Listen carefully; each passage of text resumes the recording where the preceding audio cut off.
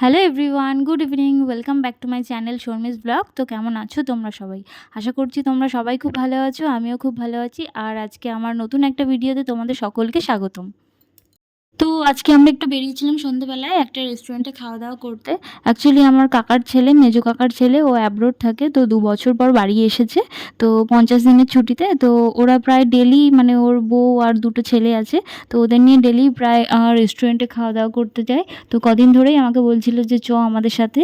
তো আজকে আমি ভাবলাম যে ঠিক আছে চলো তাহলে আজকে ওদের সাথে যাওয়া যাক। তো তাই ওই দাদা বৌদির সাথে রেস্টুরেন্টে গেছিলাম। আর কোন রেস্টুরেন্টে গেছিলাম, কী খেয়েছি আর কোথায় গেছি সবটাই তোমাদের সাথে শেয়ার করব। তো চলো তোমরা ভিডিওটা কন্টিনিউ করতে থাকো। এদিকে দেখো বাবাই। এই শাকচুন্নি ভালো কে শাকচুন্নি? তুমি কার কোলে উঠেছো? মামার কোলে?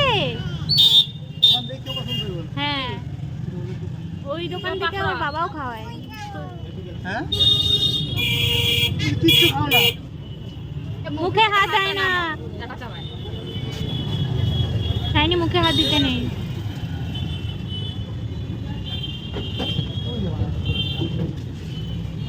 একটা রোল বানায় সেটা দাও না। হ্যাঁ দেখি বাবাই মুখে হাত দেয় না।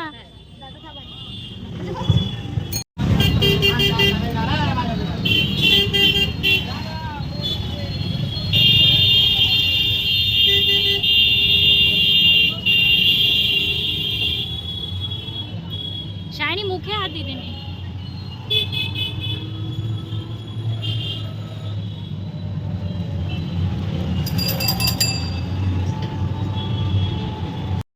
তো আমরা বাড়ি থেকে বেরিয়েছিলাম সন্ধ্যে ৭টার সময়। ওখানে পৌঁছাতে ৭:৩০ বেজে গেছিলো, কি তার একটু বেশিই সময় লেগেছিলো। আমার এক্স্যাক্ট টাইমটা মনে নেই। তো আসলে কি বলো তো, মানে ওই সন্ধ্যের টাইমটায় না বাজারের ভেতরে একটু জ্যাম থাকে। তো সেই সময়টাতে টোটো করে গেলে না জ্যামের মধ্যে পড়তে হয়, যার কারণে পৌঁছতে একটু লেট হয়ে গেছিলো। এর আগে এই রেস্টুরেন্টটাতে যাওয়ার জন্য মোটামুটি ২-৩ বার প্ল্যান হয়ে ক্যানসেল হয়ে গেছে। বান্ধবীদের সাথে যাবো বলে ঠিক করেছিলাম, কিন্তু কোনো কারণে সেই প্ল্যানটা আর সাকসেসফুল হয়নি। তো আজকে ফাইনালি সেই দাদার জন্য যেতে পারছি। আর এই দেখো চলে এসেছি রেস্টুরেন্টটার নিচে। তো আমার মেয়ে দেখো আমার দাদার সাথে হাত ধরে টুকটুক করে যাচ্ছে। আর আমার এই দাদা জানো তো আমার মেয়েকে খুব ভালোবাসে। মানে আমার এই দাদা ২ বছর পর বাড়ি এসেছে। তো আমার মেয়েরও ধরো ২ বছর বয়স। তো আমার মেয়ে হওয়ার পর এই ফার্স্ট টাইম আমার মেয়েকে দাদা দেখছে। তো আমার মেয়ে দাদার সাথে এমনভাবে মিশে গেছে, মানে মামা মামা করে জীবন দেয়, যেন মনে হয় ওদের কত দিনের চেনা পরিচিত, অথচ ফার্স্ট টাইম ওদের মানে দেখা আর কি। তো আর দাদার দুটোই ছেলে। তো দাদা সেকেন্ডবার চেয়েছিল যে ওদের মেয়ে হোক, কিন্তু ছেলে হয়ে গেছে। তো কার ছেলে মেয়ে হবে সেটা তো আর নিজের হাতে নেই। তো কিন্তু আমার দাদা আমার মেয়েকে খুব ভালোবাসে। তো আর এই রেস্টুরেন্টটাতে আমাদের লিফটে করে যেতে হবে, কারণ কি রেস্টুরেন্টটা একদম টপ ফ্লোরে। তো আমরা লিফটে করে যাচ্ছি। তো চলো ভেতরে যাই, ভেতরে গিয়ে তোমাদের সবটা দেখাচ্ছি যে রেস্টুরেন্টটা কেমন কি। তো ফার্স্ট টাইম যেহেতু যাচ্ছি সবটাই তোমাদের সাথে শেয়ার করছি। চলো ভিডিওটা কন্টিনিউ করতে থাকো। আর তোমাদের একটা কথা বলে রাখি যে আমি না রেস্টুরেন্টের ভেতরে কী হয়েছে না হয়েছে সেই ভয়েসগুলো তোমাদের শোনাতে পারিনি, কারণ কি রেস্টুরেন্টের ভেতরে গান বাজছিল। তো যার কারণে আমার ভিডিওতে কপিরাইট ক্লেম আসতো, সেই জন্য পরে ভিডিওটাতে ভয়েস অ্যাড করে আমাকে দিতে হয়েছে। তো এই যে চলে এসেছি রেস্টুরেন্টটাতে। আর এই রেস্টুরেন্টটার একদম টেরেসেও জানো তো বসার প্লেস আছে, আর ওটাও ভীষণ সুন্দর, প্রচুর মানে গাছ আছে ফুলের। তো যার কারণে খুব সুন্দর লাগে। আর আমি আমার অনেক ফেসবুক ফ্রেন্ডকে দেখেছিলাম যে তারা ওপরের টেরেসে গিয়ে ফটো তুলতো, ভিডিও আপলোড করতো। যার কারণে আমি ভেবেছিলাম যে ডাইরেক্ট ওপরেই চলে যাব, ওপরে গিয়েই বসবো, এত সুন্দর লাগতো তাদের ফটোগুলো। তো যেন কি হয়েছে, ওপরে গেলাম, ওপরে যাওয়ার পরে এত গরম লাগছিল বলার বাইরে, মানে প্রচণ্ড গরম পড়েছে, যার কারণে ওপরে বসতে পারিনি। আর অন্ধকার ছিল, অতটা সুন্দর বোঝা যাচ্ছিল না, মানে দিনের বেলায় গেলে বেশি ভালো লাগতো। তো আমাদের তো যেহেতু রাত হয়ে গেছিলো বলে ওপরে ভালো লাগছিল না। লাস্টে ওই দাদা বললো যে তাহলে নিচে গিয়েই বসি। তো নিচে যেহেতু এসি ছিল, যার কারণে আমরা নিচে এসে আবার বসেছিলাম। আর এই দেখো আমার দাদার ছেলে আর আমার মেয়ে কত দুষ্টুমি করে বেড়াচ্ছে। এটা তো সবে শুরু, ভিডিওটাতে তোমরা দেখতে থাকবে যে আমার মেয়ের দুষ্টুমি কাকে বলে। যে তোমরা হয়তো ভাবো যে মেয়েকে নিয়ে বলি যে মেয়ে দুষ্টুমি করে চঞ্চল, তো সেটা তোমরা এই ভিডিওতেই দেখতে পারবে। তো চলো ভিডিওটা কন্টিনিউ করো।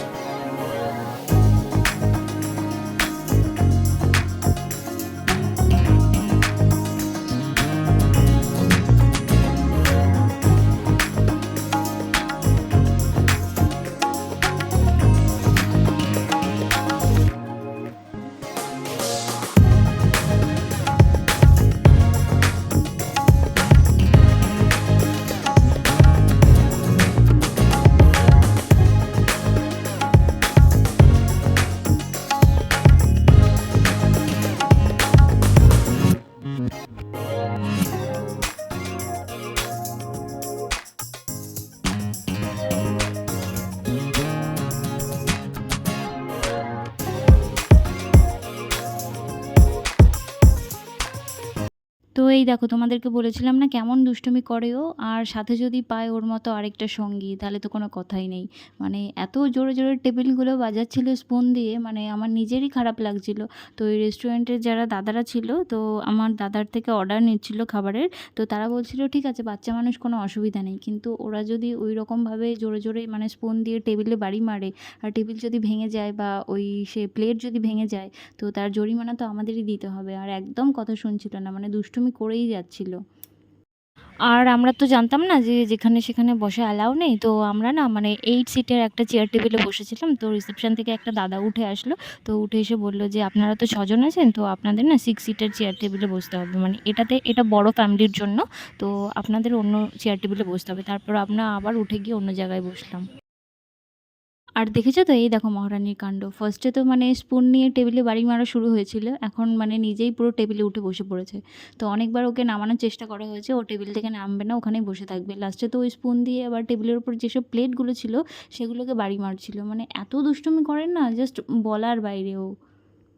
আর ও জানো তো কাউকে ভয় পায় না, মানে কেউ যদি ওকে একটু ধমক দেয় ও উল্টে তাকে মারতে যায়, মানে এত ডানপিটে হয়েছে। আর এটা পুরোটাই সম্পূর্ণ আমি বলবো মানে আমার ফ্যামিলির দোষ, মানে আমার শ্বশুরবাড়ির লোকজন বা আমার বাপের বাড়ির লোকজন যাদেরই বলো না কেন তাদেরই দোষ। তার কারণটা আমি বলছি, মানে ওকে যদি কেউ কিছু বলে মানে আমার মা বলবে তখন এই ওকে কিছু বলবি না ছোট, বা আমার বাবা আমাকে উল্টে বকে। আর শ্বশুরবাড়িতেও তাই, আমার শাশুড়ি মানে বকবে, তো বলবে যে কেন বকো, মানে সবাই প্রোটেস্ট করে আর কি ব্যাপারটাকে। কিন্তু কেউ এটা বোঝে না যে বাচ্চারা এই প্রোটেস্ট করাটাকে সাহস পেয়ে যায়। আর এই দেখো ওরা দুষ্টুমি করতে করতে খাবার চলে এসেছে। তো আমার ওই দাদা অর্ডার দিয়েছিল 2 টো ওরিও শেড, তো ওর 2 ছেলের জন্য। আসলে মানে ওরা ওই ঝাল স্পাইসি কিছু খেতে চায় না সেভাবে, যার কারণে আর কি ওদের জন্য ওই ওরিও শেড অর্ডার দিয়েছিল। এবার ওই দাদার ছোট ছেলেকে খেতে দেখে আমার মেয়েও খাবে, ও কোনোদিন খায় না, মানে আমার মেয়েকে আমি বাইরের কোনো খাবার অ্যালাউ করি না। কিন্তু অ্যালাউ করি না বলাটা ভুল, মানে আমি নিজেই ওকে বাইরের কোনো খাবার খাওয়াই না। তো আমার কথা হচ্ছে গিয়ে ও তো এখনও অনেক ছোট, মানে ওর তো মানে স্টমাক আমাদের মতো অত মানে স্ট্রং না। তো ও যখন আমাদের মতো বড় হবে তখন প্রচুর খেতে পারবে, কিন্তু এই জিনিসটা কেউ বোঝে না। এবার ওই বৌদি বলছে না আমার ছেলে খাবে, ও তাকিয়ে রয়েছে আর ও বারবার চাইছে। তো বৌদি বলল যে দেই দেই দেই করতে করতে বৌদি জোর করে ওর মুখের মধ্যে দিয়ে দিল। তো দেখো দেখতে পাচ্ছ, মানে একবার খাওয়ার পর ও আরও খাবে।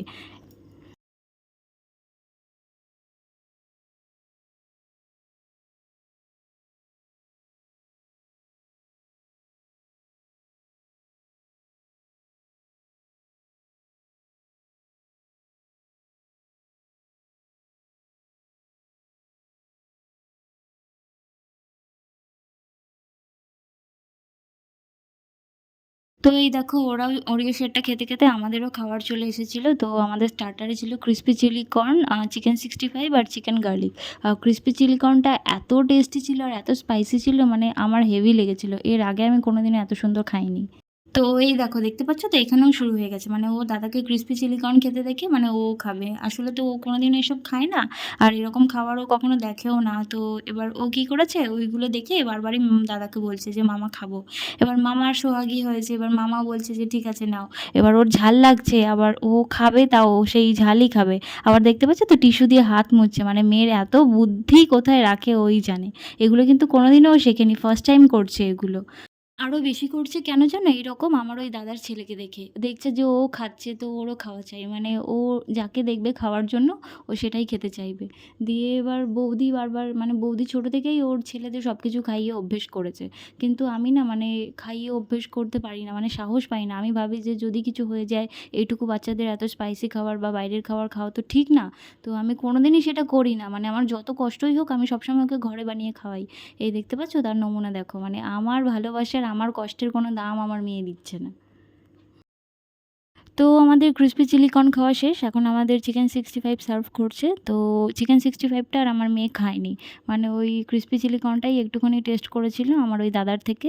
তো এখন আর ও খায়নি, মানে ওকে আমি ইচ্ছে করে বলেছিলাম যে বাবাই খাবি আর একটু, দেখি ও কী বলে। তো ও বলছে না মা ঝাল ঝাল, ও আর খায়নি। দিয়ে আমরা চিকেন 65টা খাচ্ছিলাম আর তখন আমার মেয়ে একা একাই নিচে নেমে গেছে, মানে ও একা একা নিচে নেমে গান বাজছে আর ও নিজে নিজেই নাচ করছে। তো আমি মনে মনে ভাবছিলাম যে তাও ভালো, অন্তত খাবার দাবার দেখলে এগুলো তো ও খেতে চাইবে, তার থেকে তাই ভালো। তো তারপরে আমাদের চিকেন 65 খাওয়া হয়ে গেছে, তখন চিকেন গার্লিক আবার সার্ভ করছিল। তো চিকেন গার্লিকটাও টেস্টি ছিল, মানে ভালো লেগেছে খেতে, কিন্তু আমার ক্রিসপি চিলি কর্নটা সবচেয়ে বেশি ভালো লেগেছে। তারপর আমার মেয়ে নিচে নাচ করছিল বলে আমার ওই দাদার ছোট ছেলেটাও নিচে নেমে গেছিলো ওর দেখাদেখি। দিয়ে পুরো রেস্টুরেন্টটা জুড়ে ওরা মানে দৌড়াদৌড়ি করছিল, নাচানাচি করছিল। তো তারপরে ওই রেস্টুরেন্টের রিসেপশনে যে দাদাগুলো ছিল ওখানে মানে বেলুন ওদের সবসময় অ্যাভেলেবেল থাকে। অ্যাকচুয়ালি ওরা কী বলো তো, মানে কোনো বার্থডে সেলিব্রেশন করে, অ্যানিভার্সারি সেলিব্রেশন করে, মানে অনেকে অনেক রকম অকেশন সেলিব্রেট করে, যার কারণে ওদের সবসময় ডেকোরেশনের জন্য বেলুনস অ্যাভেলেবেল থাকেই। তো সেখান থেকে দুটো বেলুন ফুলে একটা আমার মেয়ের হাতে আর একটা ওই দাদার ছেলের হাতে দিয়েছিল। দিয়ে ওরা তো সেই বেলুন নিয়ে খুব খুশি। তারপর ওই বেলুন নিয়েই ওরা খেলছিল।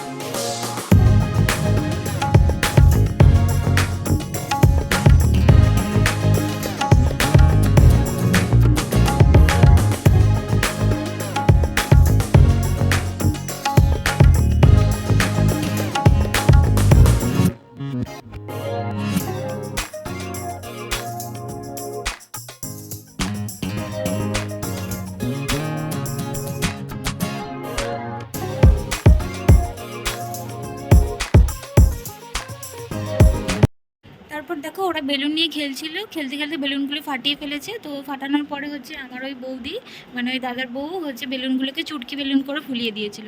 এবার ওরা কী করছে, সেই চুটকি বেলুনগুলো নিয়ে বারবার করে মুখে দিচ্ছে, আর বেলুন তো মুখে দেওয়া ভালো না।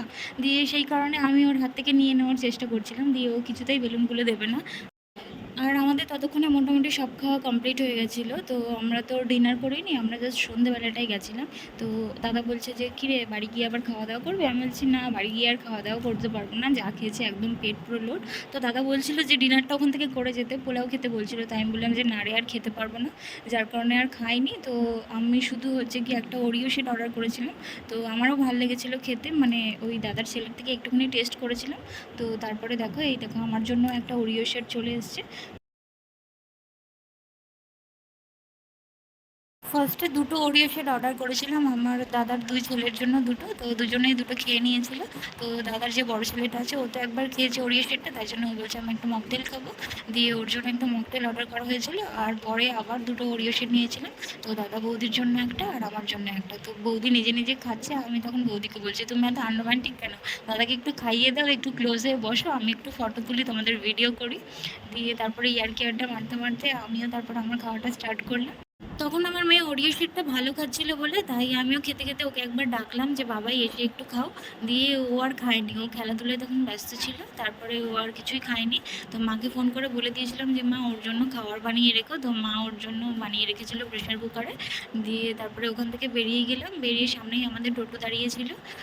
তোমাদের তো রেস্টুরেন্টটার নামই বলা হলো না, রেস্টুরেন্টের নাম হচ্ছে চিল আউট। তো রানাঘাট স্টেশন থেকে একদম হাঁটা পথে 5 মিনিট। আর তোমরা যদি কেউ টোটো করে আসতে চাও তো টোটো স্ট্যান্ডে গিয়ে ওই টোটোওয়ালা কাকুদের বললে তারাও নিয়ে চলে আসবে, 10 টাকা হয়তো ভাড়া নেবে। তো স্টাইল বাজার বলে একটা শপিং মল আছে, তার একদম টপ ফ্লোরেই এই রেস্টুরেন্টটা। আর আমার খাওয়া দাওয়ার তো ভীষণ ভালো লেগেছে। তো চলো আজকে ভিডিওটা এখানেই শেষ করছি। ততক্ষণ তোমরা ভালো থেকো, সুস্থ থেকো, দেখা হবে তোমাদের সাথে পরের ভিডিওতে। আর আমার ভিডিওটা তোমাদের কেমন লেগেছে তোমরা প্লিজ কমেন্টে জানিও। আর যারা যারা আমার চ্যানেলে নতুন আছো তারা প্লিজ আমার চ্যানেলটাকে সাবস্ক্রাইব করে দিও। তো চলো এখানের মতো টাটা, গুড নাইট।